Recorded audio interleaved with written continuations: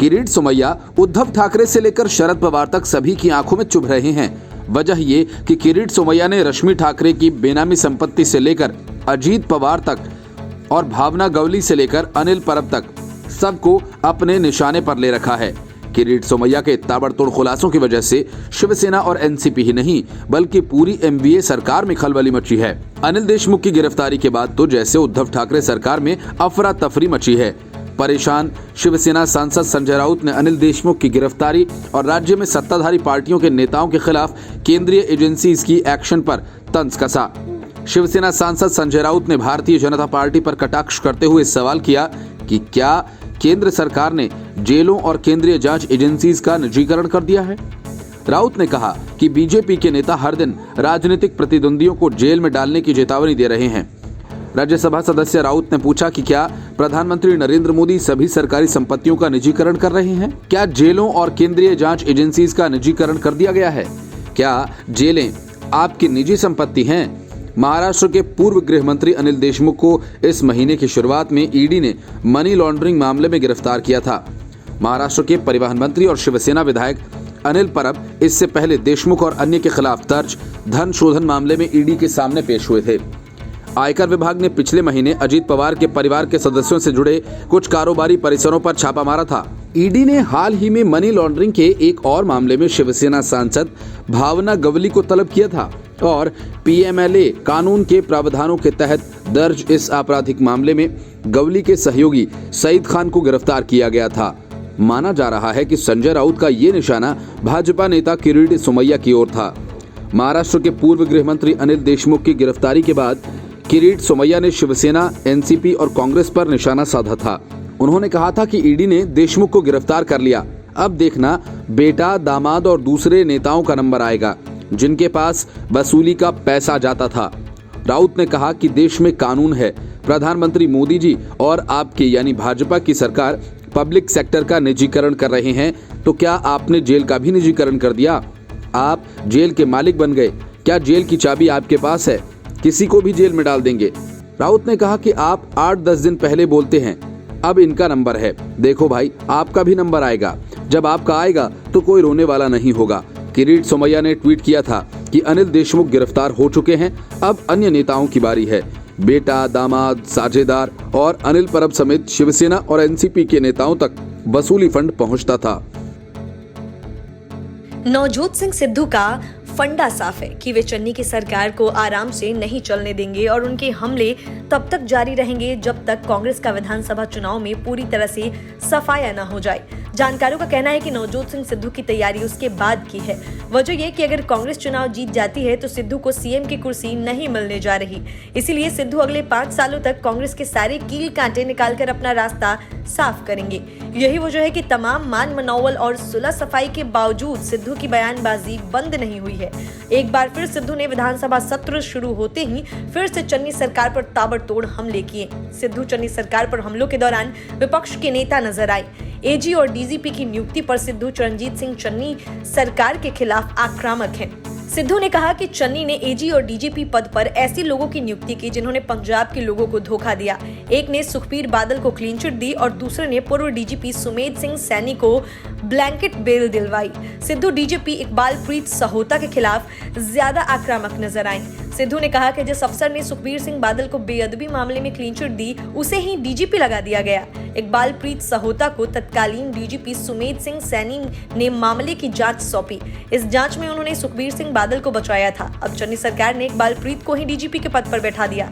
सिद्धू ने कहा कि पंजाब सरकार ड्रग मामले की रिपोर्ट को सार्वजनिक करने से डर रही है।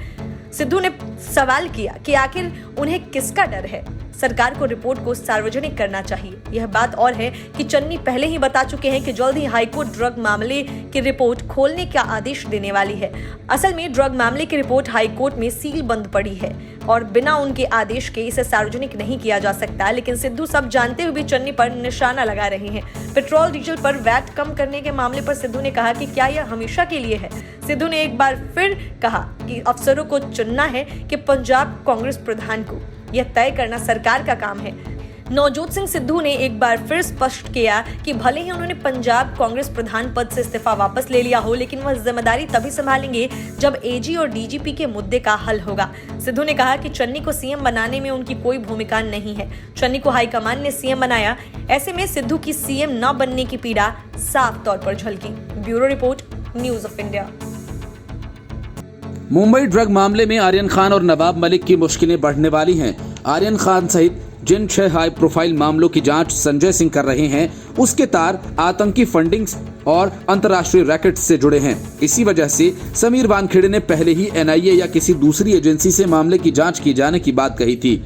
मामले की जांच शुरू करते ही संजय सिंह ने आर्यन खान को समन किया, लेकिन वो आए नहीं।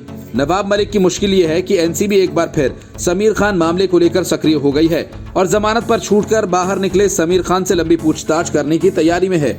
आर्यन खान के अलावा एनसीबी अरबाज मर्चेंट और नवाब मलिक के दामाद समीर खान को भी एनसीबी की एसआईटी तलब कर सकती है। उम्मीद जताई जा रही है कि एसआईटी इन लोगों को ड्रग्स मामले में पूछताछ के लिए एक बार फिर से बुला सकती है। एनसीबी की एसआईटी ने हाल ही में जोनल डायरेक्टर समीर वानखेड़े से क्रूज ड्रग्स मामले समेत कुल 6 मामलों को अपने हाथ में ले लिया था। एसआईटी अब इन मामलों की जांच में जुट गई है। क्रूज ड्रग्स पार्टी मामले में बॉलीवुड सुपरस्टार शाहरुख खान के बेटे आर्यन खान अरबाज मर्चेंट के 7 आरोपी हैं। दोनों को 3 अक्टूबर को मुंबई के तट पर एक क्रूज पर छापेमारी के दौरान गिरफ्तार किया गया था। समीर वानखेड़े इस क्रूज ड्रग्स मामले और समीर खान के खिलाफ ड्रग्स मामले की जांच कर रहे थे, लेकिन क्रूज मामले में एक गवाह ने जांच में शामिल लोगों द्वारा जबरन वसूली का आरोप लगाया, जिसके बाद वानखेड़े को इस केस से अलग कर दिया गया। अब एनसीबी की विभागीय टीम उनके आरोपों की भी जांच में जुटी है। ऐसे 6 मामले जिनकी जांच समीर वानखेड़े कर रहे थे, अब वे सभी एजेंसी की केंद्रीय टीम को ट्रांसफर कर दिए गए हैं। सूत्रों का कहना है कि इन मामलों में कथित आरोपियों को एनसीबी की एसआईटी की टीम की तरफ से ये कहते हुए तलब किया गया कि नई जांच टीम आने के बाद यह नियमित प्रक्रिया है। सूत्रों का कहना है कि एसआईटी क्रूज ड्रग्स मामले में अभी तक सामने आए साक्ष्यों और तथ्यों को भी वेरीफाई करेगी। केस ट्रांसफर होने के बाद एनसीबी की केंद्रीय टीम मुंबई पहुंची थी। टीम दक्षिण मुंबई में स्थित एनसीबी के जोनल कार्यालय का दौरा भी किया। यहां पहुंची एसआईटी का नेतृत्व कर रहे वरिष्ठ आईपीएस अधिकारी संजय कुमार सिंह ने कहा कि हमने कुछ मामलों को अपने कब्जे में ले लिया है और हम इसकी जांच शुरू करेंगे। ये पूछे जाने पर कि क्या मामलों की फिर से जांच की जाएगी, उन्होंने कहा था, पहले मैं मामले के रिकॉर्ड और जांच में अब तक की प्रगति को देखता हूं, फिर हम फैसला करेंगे। Bureau report, news of India. UP की सियासी बसात पर सीएम योगी ने बड़ा दांव चल दिया है और एक तरह से अखिलेश से लेकर राकेश टिकैत का खेल खराब कर दिया। योगी आदित्यनाथ पश्चिम यूपी के दौरे पर निकले तो सबसे पहले उन्होंने कैराना में पलायन करके वापस आए परिवारों से मुलाकात की। इसके बाद उन्होंने सीधे अखिलेश यादव को अपने रडार पर लिया और कहा कि हिंदुओं को कैराना से पलायन के लिए मजबूर किया गया। सीएम योगी के कैराना जाने और पलायन से वापसी करने वाले परिवारों से मिलने का संकेत साफ है कि सीएम योगी हिंदू वोट बैंक का एक बड़ा संदेश देना चाहते थे, जिसमें वे सफल भी रहे। दूसरी बात यह कि यूपी में जिस तेजी से जातीय गोलबंदी हो रही है, असल लिहाज में माना जा रहा है कि विधानसभा चुनाव में जाति का कार्ड सबसे ज्यादा चलेगा। इसी इलाके में राकेश टिकैत सक्रिय हैं और वे बीजेपी के खिलाफ है। कैराना की यात्रा करके सीएम योगी ने एक तरह से राकेश टिकैत के गढ़ में बड़ी सेंध लगा दी है। सीएम योगी ने कहा कि 1990 के दशक के शुरू में राजनीतिक अपराधीकरण और पेशेवर अपराधियों की राजनीतिकरण का दुष्परिणाम कैराना और कांधला जैसे कस्बों ने झेला। यहाँ हिंदू व्यापारी और अन्य हिंदुओं को व्यापक पैमाने पर प्रताड़ित करके यहाँ से पलायन करने के लिए मजबूर किया गया था। उन्होंने आगे कहा कि बीजेपी राज में एक नया विश्वास बना है। 2017 में जब मैं मुख्यमंत्री बना था तो यहाँ पीएमसी बटालियन तैनात करने की मांग की गई थी। आज मैं खुद पीएमसी बटालियन की तैनाती के लिए यहाँ आया हूँ। मैंने यहाँ के हर एक व्यक्ति को विश्वास दिलाया है। सरकार अपराधियों के खिलाफ जिस जीरो टॉलरेंस की नीति के साथ कार्य कर रही थी, वह नीति आगे भी जारी रहेगी। 2017 के चुनाव से पहले कैराना से हिंदुओं के पलायन का मुद्दा खूब उछला था। तत्कालीन बीजेपी सांसद हुकुम सिंह ने जून 2016 में कैराना से हिंदुओं के पलायन का दावा किया था। हुकुम सिंह ने दावा किया था कि 300 से ज्यादा हिंदू परिवारों ने डर की वजह से कैराना से पलायन किया है। हालांकि उस वक्त की अखिलेश सरकार ने हिंदुओं के पलायन से इनकार किया था। 2017 उत्तर प्रदेश विधानसभा चुनाव में कैराना पलायन बड़ा मुद्दा रहा था। पलायन के मुद्दे से 2017 विधानसभा चुनाव में भाजपा को काफी फायदा भी मिला था। Bureau report, news of India. 100 crore की हफ्ता वसूली करवाने के मामले में अनिल देशमुख अंदर हैं। उनके खिलाफ मनी लॉन्ड्रिंग का भी मामला है। अब खुलासा यह हुआ है कि अनिल देशमुख ड्रग का धंधा करने वाले दाऊद इब्राहिम के गुर्गे चिंकू पठान से भी मिले थे। इन दोनों के बीच की कड़ी सुनील पार्थी था, जिसके तार एनसीपी से जुड़े हैं। मतलब ये कि एक तरफ सचिन वजह बार और रेस्टोरेंट से वसूली करता था, दूसरी तरफ सुनील, किरण गोसावी और सैल जैसे लोग बॉलीवुड से उगाही करते थे। लेकिन जिस तरह से एंटीलिया कांड के बाद सचिन वजह की पोल खुल गई, उसी तरह से आर्यन खान की गिरफ्तारी के बाद एनसीपी के इस वसूली गैंग की भी पोल खुल गई। बीजेपी नेता राम कदम ने इसीलिए आर्यन खान ड्रग मामले को वजह वसूली गेट पार्ट 2 करार दिया। क्रूज ड्रग्स केस में हर दिन नए मोड़ सामने आ रहे हैं। कभी महाराष्ट्र के मंत्री नवाब मलिक आरोपों की झड़ी लगा रहे हैं, तो कभी विपक्षी पार्टियां। अब बीजेपी नेता और विधायक राम कदम ने कहा कि सत्ताधारी पार्टी की मिलीभगत का खुलासा होने के बाद नवाब मलिक बैकफुट पर आ गए हैं।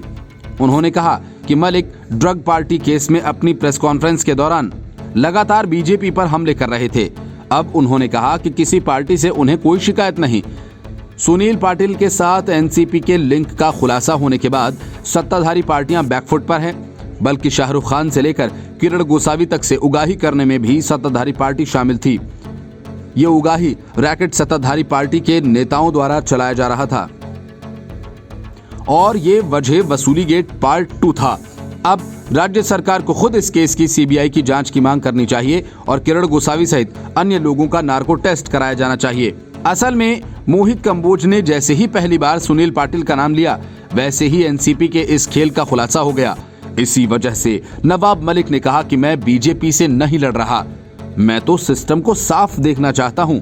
इसके पहले महाराष्ट्र बीजेपी के एक नेता मोहित कंबोज ने क्रूज ड्रग्स केस में कई दावे किए थे।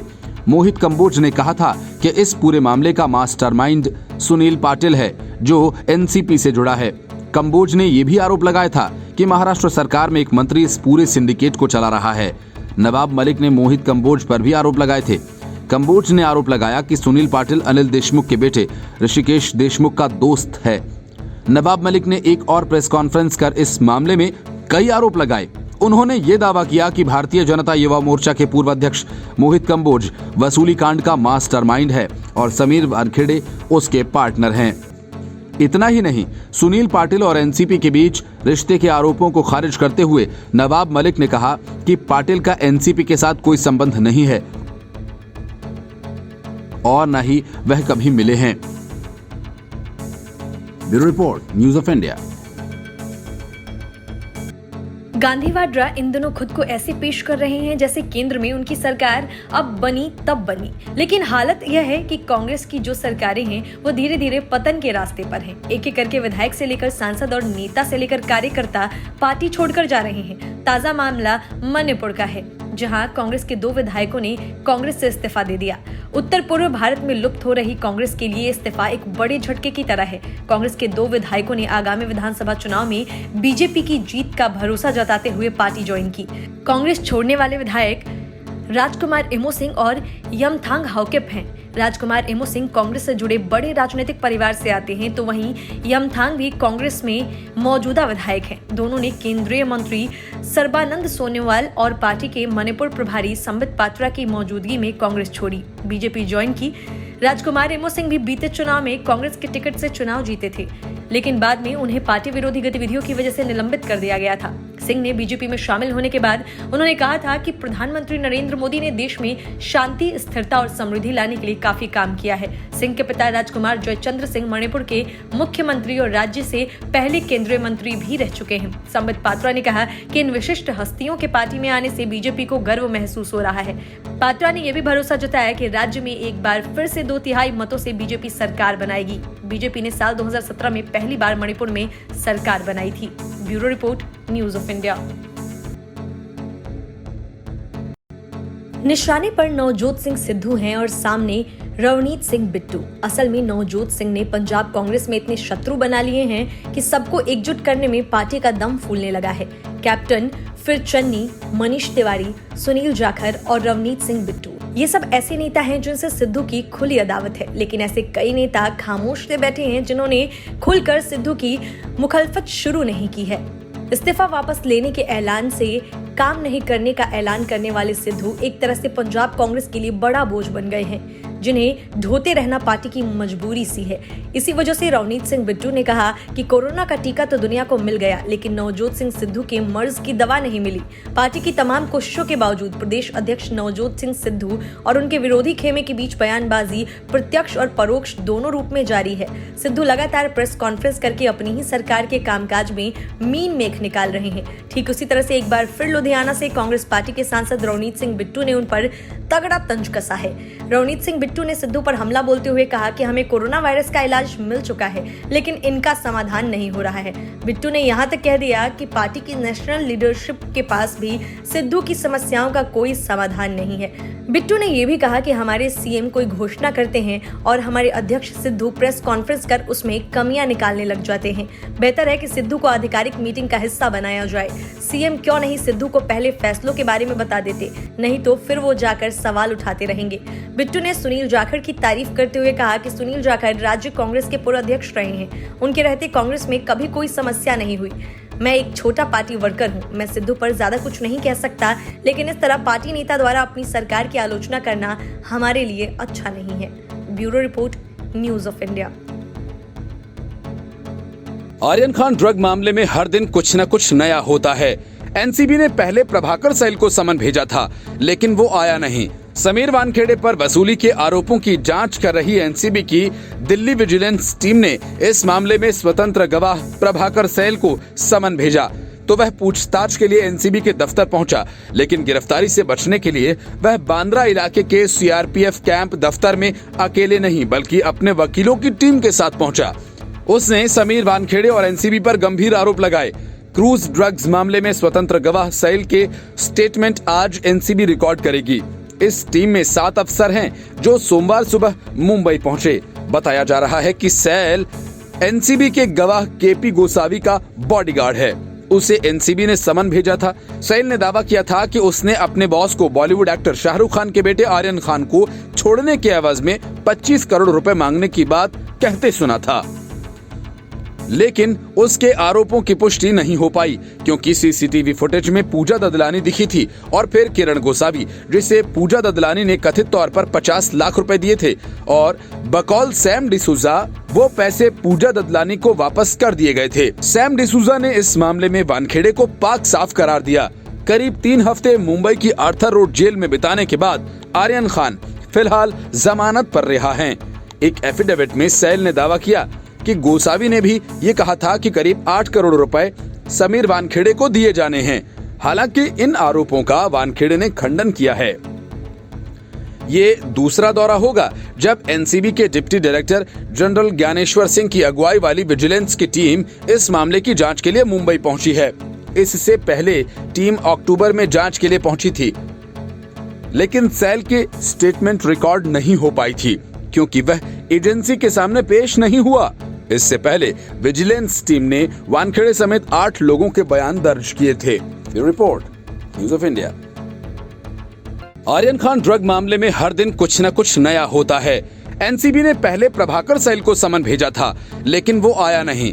समीर वानखेड़े पर वसूली के आरोपों की जांच कर रही एनसीबी की दिल्ली विजिलेंस टीम ने इस मामले में स्वतंत्र गवाह प्रभाकर सैल को समन भेजा तो वह पूछताछ के लिए एनसीबी के दफ्तर पहुंचा, लेकिन गिरफ्तारी से बचने के लिए वह बांद्रा इलाके के सीआरपीएफ कैंप दफ्तर में अकेले नहीं बल्कि अपने वकीलों की टीम के साथ पहुंचा। उसने समीर वानखेड़े और एनसीबी पर गंभीर आरोप लगाए। क्रूज ड्रग्स मामले में स्वतंत्र गवाह सैल के स्टेटमेंट आज एनसीबी रिकॉर्ड करेगी। इस टीम में 7 अफसर हैं जो सोमवार सुबह मुंबई पहुंचे। बताया जा रहा है कि सैल एनसीबी के गवाह केपी गोसावी का बॉडीगार्ड है। उसे एनसीबी ने समन भेजा था। सैल ने दावा किया था कि उसने अपने बॉस को बॉलीवुड एक्टर शाहरुख खान के बेटे आर्यन खान को छोड़ने के एवज में 25 करोड़ रुपए मांगने की बात कहते सुना था, लेकिन उसके आरोपों की पुष्टि नहीं हो पाई क्योंकि सीसीटीवी फुटेज में पूजा ददलानी दिखी थी और फिर किरण गोसावी, जिसे पूजा ददलानी ने कथित तौर पर 50 लाख रुपए दिए थे और बकौल सैम डिसूजा वो पैसे पूजा ददलानी को वापस कर दिए गए थे। सैम डिसूजा ने इस मामले में वानखेड़े को पाक साफ करार दिया। करीब 3 हफ्ते मुंबई की आर्थर रोड जेल में बिताने के बाद आर्यन खान फिलहाल जमानत पर रिहा हैं। एक एफिडेविट में सैल ने दावा किया कि गोसावी ने भी ये कहा था कि करीब 8 करोड़ रुपए समीर वानखेड़े को दिए जाने हैं। हालांकि इन आरोपों का वानखेड़े ने खंडन किया है। ये दूसरा दौरा होगा जब एनसीबी के deputy director general Dnyaneshwar Singh की अगुवाई वाली विजिलेंस की टीम इस मामले की जांच के लिए मुंबई पहुंची है। इससे पहले टीम अक्टूबर में जांच के लिए पहुंची थी, लेकिन सैल के स्टेटमेंट रिकॉर्ड नहीं हो पाई थी क्योंकि वह एजेंसी के सामने पेश नहीं हुआ। इससे पहले विजिलेंस टीम ने वानखेड़े समेत 8 लोगों के बयान दर्ज किए थे। Report news of India.